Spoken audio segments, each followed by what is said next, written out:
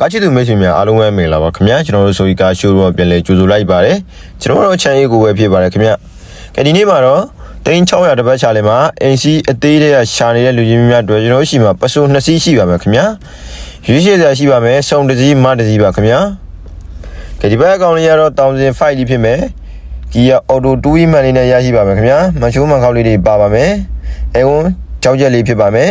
2005အနီနဲ့လေးပါပါတယ်ခင်ဗျာတောက်ရှောင်းနယ်လေးပါကျွန်တော်ရောင်းချပေးမယ့်ဈေးနှုန်းလေးက998သိန်းနဲ့ရောင်းချပေးမှာဖြစ်ပါတယ်ခင်ဗျာကဲဒါတော့နောက်ခန်းလေးပဲဖြစ်ပါမယ်ဘောင်းလေးခေါင်းလေးကုန်ရှင်းပါမယ်ခင်ဗျာကဲကားလေးတော်တော်လေးချောပါမယ်ရောင်းချပေးမယ့်ဈေးနှုန်းလေးက998သိန်းနဲ့ရောင်းချပေးမှာဖြစ်ပါတယ်ခင်ဗျာကဲဒီဘက်ကဂျီတန်လေးကတော့အနီနဲ့လေးပါမယ်1009လေးဖြစ်ပါမယ်ခင်ဗျာ1000cc လေးပါနှစ်စီးလုံးကတော့1000cc ပဲဖြစ်မယ်ဒီကောင်လေးကတော့အနီနဲ့လေးဖြစ်ပါမယ်ခင်ဗျာဘာဝလေးလုံးလေးရောက်ပါမယ်တွင်းကန်းလေဆာဆွလေးဆွပေးထားပါတယ်ခင်ဗျာဒီဘက် camera လည်းပါပါမယ်အဲကွန်းကြောက်ကြက်လေးဖြစ်ပါမယ်ခင်ဗျာခုံဆက်ဟန်းကြီးရလေးပါ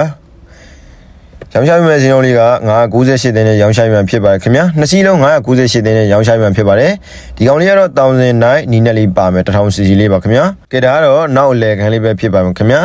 ကျောင်းဖွင့်ရာသီရောက်ပြီဆိုတော့ကျွန်တော်တို့ကလေးကျောင်းကျူကျောင်းဖို့အတွက်လုံးဝအဆင်ပြေမဲ့ကားလေးပဲဖြစ်ပါတယ်တားလေးလည်းကြံပါဦးမယ်ခင်ဗျာ